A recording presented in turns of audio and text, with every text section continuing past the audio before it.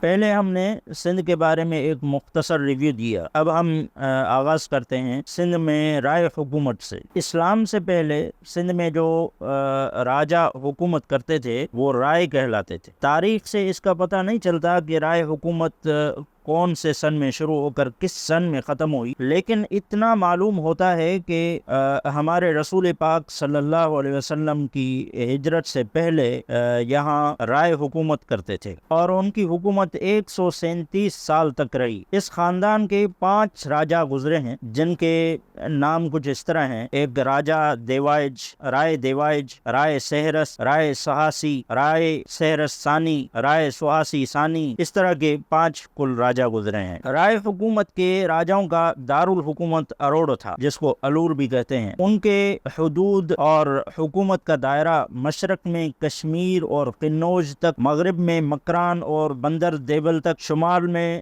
سورت بندر کی سرحد تک اور جنوب میں سرحد قندھار، سیوستان، کو سلیمان، کردان و کیکانان تک تھے۔ چونکہ رائے خاندان کے راجاؤں کا حال تاریخوں میں نہیں ملتا، اس لیے ہم نے صرف ان کے نام ذکر کیے ہیں۔ رائے سہاسی ثانی رائے خاندان کا آخری راجہ تھا، اس کی کوئی اولاد نہ تھی۔ اس نے 7 ہجری بمطابق 628 ہجری میں وفات پائی اور رائے خاندان کی حکومت ختم ہو کر برہمن راج شروع ہوا۔